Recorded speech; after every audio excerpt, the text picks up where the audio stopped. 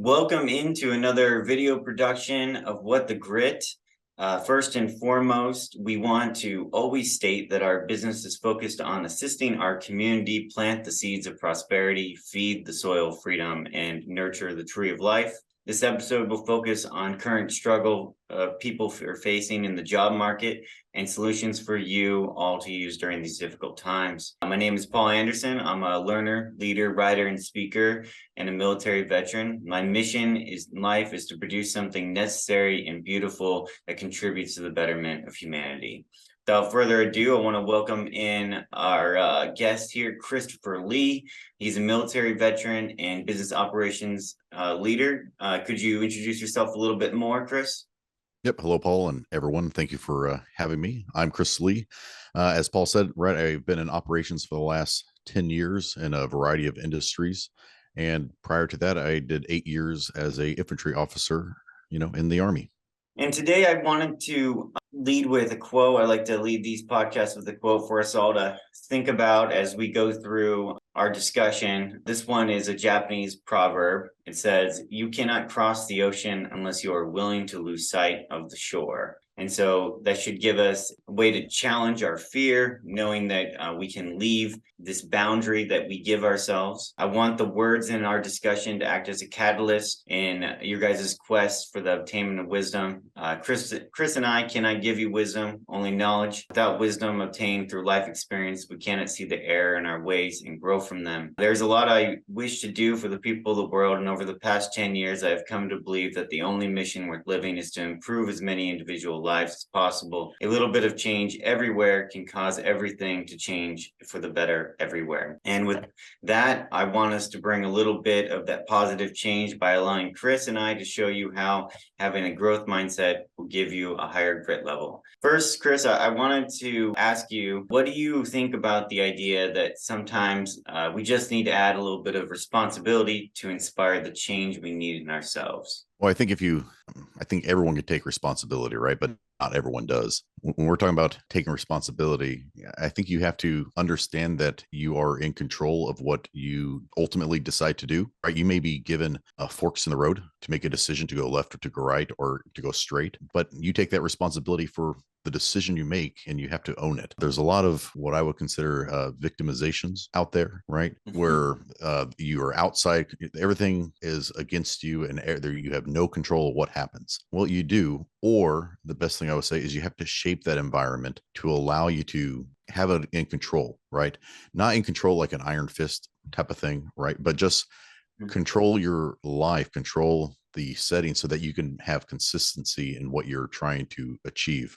Otherwise, you are going to get pulled in multiple directions. Something like that could be, routines, systems, support networks, mapping out what you want to do before you start doing it. If you do things like that, then you ultimately feel more responsible because you are literally helping develop what you want to do and seeing yourself achieve it. Yeah, on that note, I had kind of responsibility. So I'll write out my goals for the next 3 months, and then I'll tell my battle buddy, hey, these are my goals. And then I will set up little milestones. Okay, so by this date, I should have done this. Mhm. And by getting those nudges, having an alarm clock that goes off. I know you have probably a lot of alarms that go off, and it tells me, hey, you need to spend 10 minutes doing this thing.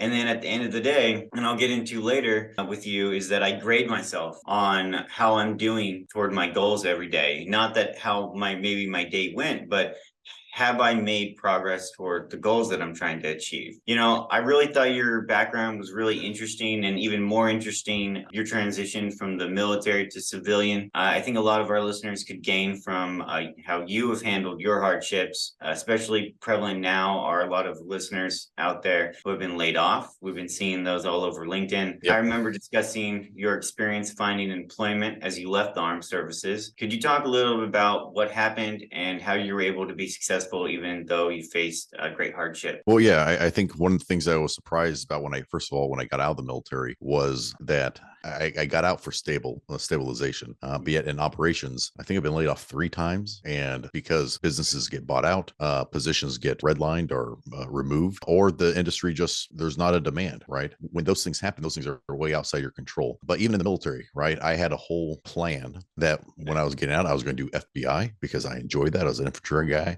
And I was 2/3 of the way through that process. And then all of a sudden, I get told right when I get back from my deployment, I already put in my get out of the army paperwork, that my last final interview got pushed back and delayed a month. Not an issue. Not, oh well. And then it got delayed 6 months. And I'm like, well, that's a little much. And then it got shut down because they went on a hiring freeze. So now I'm in a situation where, well, the only thing I wanted to do was to be in the FBI, be in the federal type of government, because both my parents are in federal government. That's what I kind of majored in and I enjoyed. When you're in that position, I'm like, well, what is everyone else who has infantry? Not an engineer or a logistics, officer. And the default was kind of operations, about leading individuals. I'm like, I've done that. I enjoy that. And I was able to work through a headhunter. I've done a couple of headhunters actually in between my layoffs and so on, because now this is not for everyone. Not everyone could have a headhunter, right? Because a lot of the headhunters, they target you because you have a certain set of skills that other businesses want. If you're ex-military or if you're trying to transition out, there are headhunters who will say, come join us. We'll give you in front of interviews or in front of companies that, at these conventions or whichever. And you may do like round robin and go to multiple interviews and hopefully you land one. That's what I did for my first job. But then after I got laid off of that because the company got bought out, I went through a civilian headhunter, where if you have a set of skills, whether you're military or not, but you just have experience, they're looking for different industries and they'll help you get there. So I think leveraging, knowing that it's not just you who has to find a role, or there's resources out there so that they can assist you, at least putting you in front of someone. That allowed me. Now, once you're in there, you got to sell yourself. You got to know how to communicate. You got to know how to present it, because ultimately you have the foundations, but now you got to sell yourself and you got to be able to communicate the wins that you've done and the stories that you have. And then lastly, I even during my last layoff, it was on LinkedIn. LinkedIn found me a job, went through a military transition from the current role I'm in. And I think I had a job within 2 weeks of my last layoff. So I was pretty happy with that, but it's just roll with it. You have to roll with the punches ultimately, right? But at the same time, it's a chance to ponder. You're at a fork, right? Or you may have multiple routes in front of you, multiple doors in front of you. Well, it's where do you want to go? And you have a decision. Do I want to continue to going down operations? Do I want to continue going down maybe a passion that I have? Or do I want to do an independent thing? It at least allows you to challenge yourself and say, yep, I want to continue down this path. Maybe this is an opportunity. When one door closes, another one opens. And just really have to really assess where do you want to go and what the best opportunity for you and your family and your situation. Yeah, and I've used a few headhunter companies. Also, I've had hit or miss things with it, but one thing is that it does challenge you to get up in front of people, right, and start discussing your experiences and how to discuss those, because it's not easy. An interview, right, is way different than a job, and like the resume is to get the interview, and the interview is to get the job. And just because you interview doesn't mean that you're going to do well at the job. Yes. I've noticed that. And so really prepping for the interviews and understanding how to discuss your experience based on that job is important. But challenging yourself is the most important, because if you don't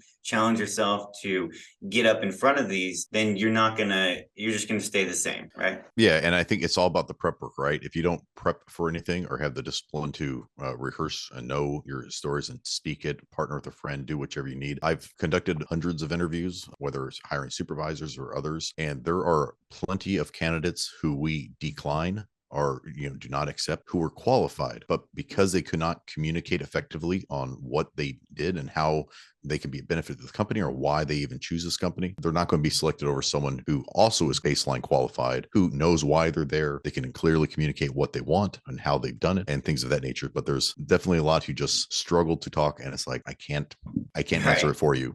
And I wanted to open a little bit of a discussion about an idea that I put in my book about a human motivation that I found. I kind of did this by accident as a child. I call it loss aversion. It's about implanting the idea that individual is wasting their potential when they do not act. Our leadership experiences, right, show that humanity's loss aversion can be taught to people. So the idea is, if I don't do this, then I can't have that. So like if I like my cup of coffee in the morning, I can't have it unless I start doing my physical therapy for my military injuries. If I don't do that, I can't have this. And I force that into myself in a lot of different ways. And you can get extreme with it in your head, and it can get kind of toxic if you're not careful. But I think that if we can put a loss aversion in our head about some stuff, then we will gain motivation in doing the things that we need to do. Do you feel that way too in some ways? Have you ever done that? Yes, but so you can do that to inspire you, motivate you. And I think the other piece too is understanding really what are you even trying to do, right? What are you can give yourself rewards, right? If you do certain things, but if you also have that intrinsic piece where it's, I know why I'm doing this. I know why I'm here. And you don't lose sight of the end goal, because sometimes during the now, it may suck, right? You may be dealing with adversity or pain, but you know what you're dealing with is to get you to a end state, not the now. If you don't lose sight of that and you have the discipline to continue that grind as wherever it's needed, then that could also inspire you and motivate you to do things. But me personally, I've never had to, do 10 push-ups for a coffee or anything related to that.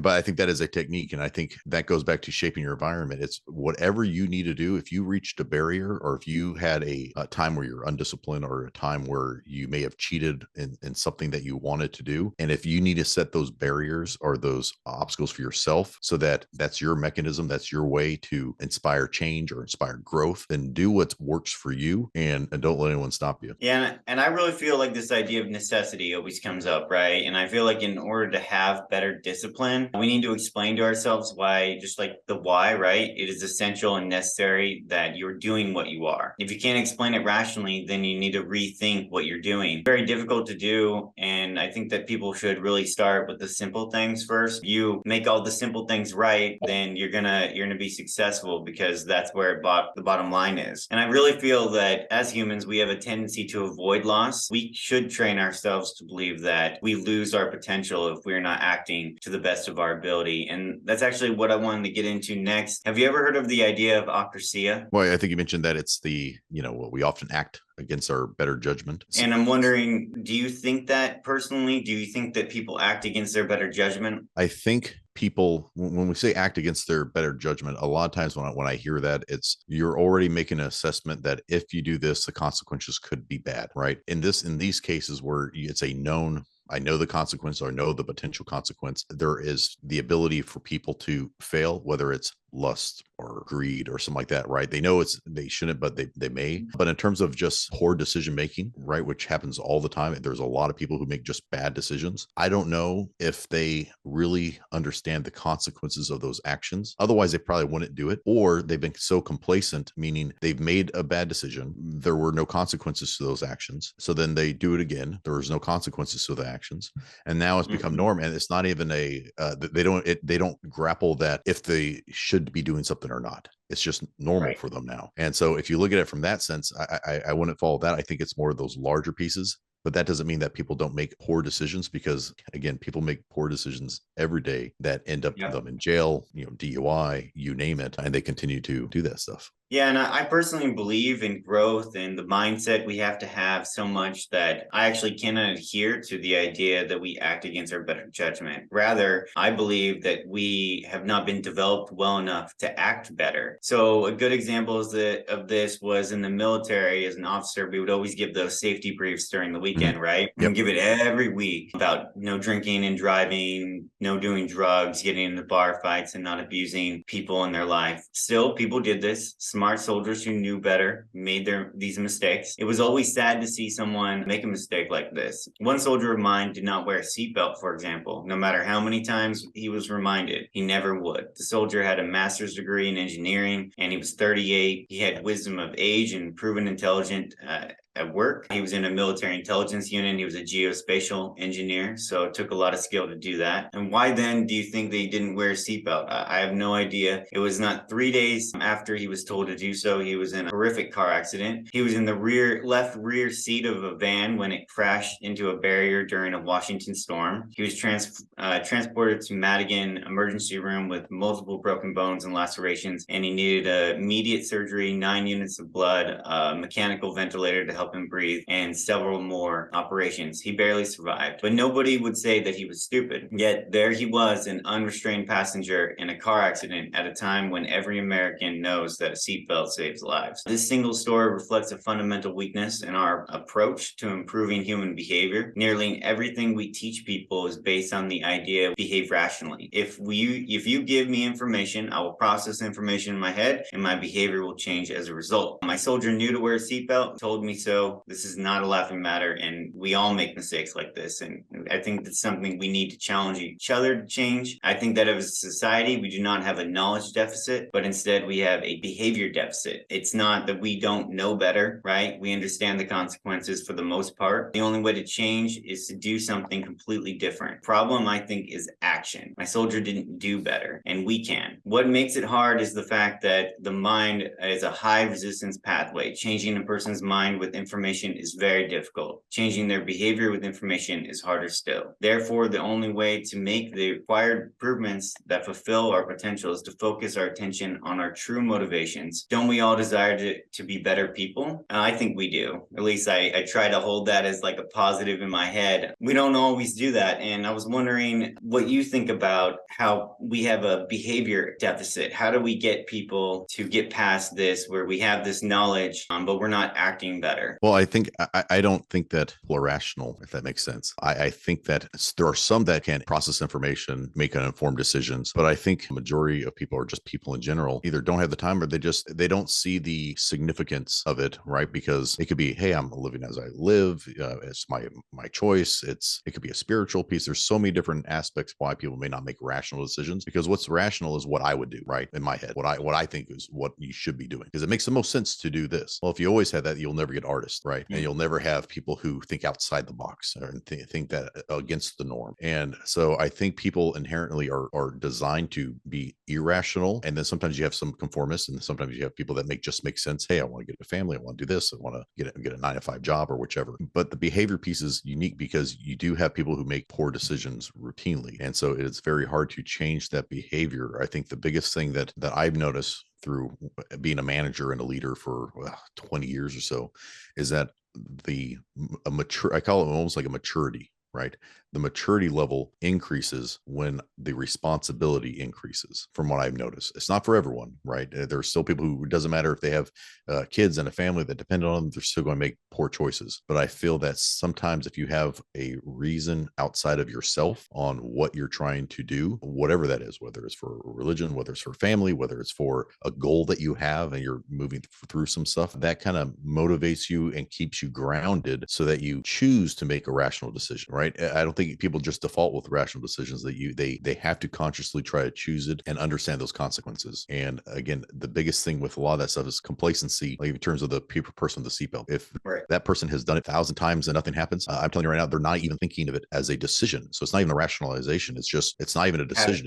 It's a habit now. And so it's very hard to change habits unless you choose to make a new habit and you consciously say, if this happens again, I'm going to do this instead, right? And so every time you face this situation, now instead of doing what you used to do, I'm going to be doing something different, because you're trying consciously breaking of that habit, or it's a routine that's been given to you by family members or intervention or from a work piece type of thing. So that again, when you hit your head against the wall because of a poor decision you made, hopefully it's not as catastrophic, right? I mean, severe injury, or it could be just a near miss to an extent that caused you to change that behavior, but there may have to be some type of intervention in that way so that you see it more than just a simple act. Yeah, and I liked your idea idea about that we're not completely rational people, and behavioral economists have had this idea coined that emotions drive action and rationality drives reason, right? Or decision, right? So your actions, sometimes when we're making our actions, we need to take a step back and be objective. Like, am I acting on my emotions, right? And a good way to think about that is in emotional intelligence, we learn that there's only really 4 basic human emotions, and there's happiness, you can be afraid, you can be sad, you can be angry. Okay. By understanding those 4, you can, maybe it's a mix of the 4, right? And that's where we get the extra words. We can see why we're making the actions on a daily basis that we are. Maybe they become the habits that we do. You know, Chris, I've got this idea of pronoia that has really helped me throughout my career. I talked about a story in the last podcast where I duct taped my feet together because they were basically, the heel was falling off, and refused nurse care in order to pass LDAC, or Leadership Development Assessment course. It really helped me because I believed that my actions were going to basically, the world was going to conspire to help me achieve this goal that I've been working so hard all these years for, by acting toward that goal in such a way that was powerful, right? That other people would see it and other people would help me through no matter what. And I want to know, do you believe in the power of pronoia versus paranoia? And could you maybe tell us a story if you do? So, you know, I have my mom who always tells me, you know, when things happen for a reason, right? And I think you have to look at it. You can look at it different ways, and I don't think there's a right or wrong way of looking at it. I don't think that the world is conspiring to be good for me. I think if you look at majority of the people, not, you know, bad things happen, but that's just also life, right? And you have to accept it to an extent. But I do think that you cannot get down on whatever the world throws at you. If you look at it like, think of it like a dandelion, right? This seeds blow in the wind. I may want to go from, I'm at A and I want to go to point D, but then the wind blows and I'm holding on to this dandelion, and instead of going to D, it goes to Z. I'm like, whoa, well, why are we going in that direction? And then it lands. Well, wherever this dandelion lands, it grows. And that's how I feel like sometimes we have to be as a society, as a people, is we may have certain plans, but I'm telling you right now, if you asked me 10 years ago, 20 years ago, what I want to do and where I would have saw myself, I would have had no idea I would be in my current position. Right. So we may be in situations that we couldn't even concept or believe, even though we may have a short term, hey, this is what I want. I think the ability to adapt to whatever is thrown at us and find the good in it and find the opportunity and try to plant your seed so that you can grow and establish yourself. And you know what? Did I dream of being an operations manager in operations? No. But guess what? I'm doing that, and I'm trying to do the best that I can and be successful at that for my family and so on. When I was in the military, hey, same thing. I want to be a good officer. I want to lead my people and everything else. But that doesn't mean life happens, right? I can get laid off again. And so that may not, but at the same time, if you look at it as in the moment, that sucked for me, right? However, it was actually better because I found a better job the next time. Right. I found a better opportunity the following time. So you can take some negatives, and find a positive spin or find a positive outcome, because all those things are just challenges. And eventually you're going to get to a goal. So even though it may suck for a 6-month period, a 3-month period, a year, you may get somewhere and you're like, well, if I didn't go through that challenge or that experience, I may actually not be currently where I am. Yeah, I guess that's my thoughts on that. That makes a lot of sense. And we talked about a lot about this planning that never survives the line of departure, right? I'm wondering, for people out there, how do we approach the current difficulties in life when all of our plans fail? And specifically, what happens when we do follow our vision, but everyone we think is our support system do not believe in us, or maybe they're trying to protect us from it. And so they tell us, oh, that'd be too hard, shouldn't be doing that. And how have you been able to push through your most difficult moments without others believing in you? Well, I think when you deal with any type of difficulty, whether it's life or your life plans, you got to be true to yourself and figure out what you want to do. Obviously, every individual's up to themselves, right? But to me, I still want to do what I get enjoyment out of, what I enjoy, whether it's, you know, from a job, whether it's from a financial piece, whether it's from a passion piece. You still have to do what you want to do, even if you fail towards it, if it makes sense. Because plans fail, but know who you want to be. So when one door closes, are you going to completely change who you want to be in order to continue a different plan, or are you going to stay on that horse to an extent? I think you just have to be flexible and look at what you actually want to do, stay true to yourself. But then at the same time, if you fail, you should always reflect on it. Or if you have people who say, that's not good, I would still reflect on some of the feedback, because regardless of how it may be presented, I would analyze the context of any type of feedback or any type of failure situation and figure out, how do I grow from that opportunity? Because if you don't reflect on what just happened, then you'll never grow as a person, or you'll be thinking everything I'm doing is perfect, and then you keep on moving forward and you're not really changing. Or if your mindset is, well, it's just them, they don't understand me, I made all the right decisions and they just either don't understand my artistic talent, my mentality, my whichever, then again, you may not be changing, right? If you looked at me as year one supervisor Chris compared to year 10 operations manager Chris, I'm a different person, right? You have to change your mentality, your behavior, your skills, and those type of things. For me, in terms of a support piece, I never really had family who were against me or anything, right? I feel like I've been with my wife since we've been in high school, so she's been kind of my rock. I think it's good to have a support network, and that's what's kind of helped me. I haven't really had a lack of support network. Now, if you look at, I have 3 kids across the country, and I had no support. It was just me and the wife, no family in the nearby. You still have to make do and make a plan to still be successful. And if you are failing, or if you have people who are too negative, you got to decide, is that helping or hurting you? Is their feedback allowing you to grow, or is that feedback allowing you to be put in the ground? And I think you need to make a decision on how you want to handle that type of feedback and those type of individuals. And if you need to cut them out of your life, or just put some earplugs in and not listen to them, then you have to make a decision. But ultimately, you have to reflect on feedback so you can get better, because we are not perfect. And if we think that we are doing everything perfect, then we're never going to grow, and we're going to be the same. We're going to be static. Mm-hmm.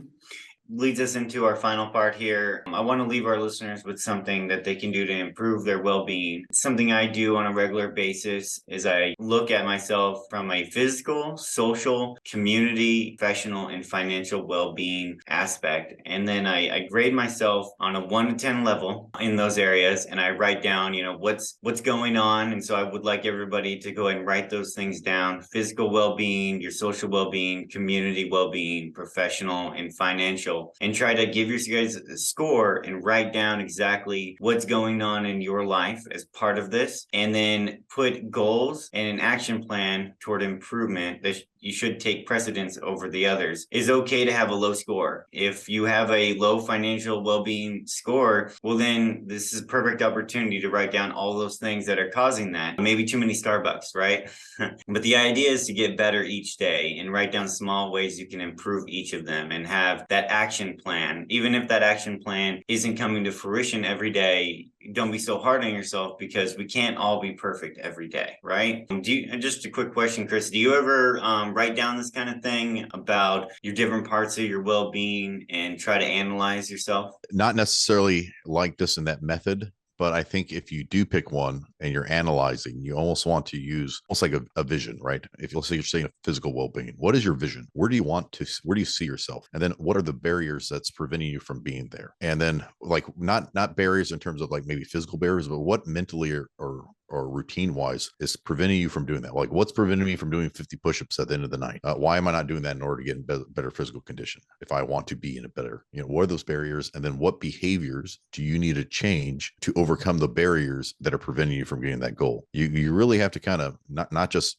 state a goal, but kind of map it out. But if you don't even know where your end state is, or what does 10 look like, where, or at least an 8, or where you could be satisfied, where does it look like? How do you get there? And then map it out with the obstacles, and then challenge yourself to stay on track on it, right? Because then it's on you to kind of continue that bias direction. But if you don't have the map for it, it'll be hard to get there if you don't know where you're going. Yeah. And yeah, the vision is the thing. I just released a video on a vision, and like my vision of myself is to create something necessary and beautiful for humanity, right? That contributes to everybody on a daily basis. And that's why I started my company, What the Grid, and why I did all the research to finalize the idea that having a growth mindset actually helps you have a stronger grit level. And that growth mindset, understanding that you're malleable, that you're changing, that you can change for the better or the worse based on your decisions every day. Thanks for coming on today. It was really great to hear your stories about the job market. And I know a lot of people are really working through a lot of stuff right now. But yeah, I really appreciate you coming on. Yeah, Paul. Well, thank you for what you're doing. I know you have a big your vision's a big goal, right? Impacting the whole world and everything, right? But again, it's anything that people can do to better themselves or to find some type of direction or some guidance. Because again, some people just need some of the tools or methods so that they can get there. Because for some reason they're walking, but they're walking in the dark. Yeah, thanks, Chris, and I hope you have a good day. Hi, Paul. Thank you.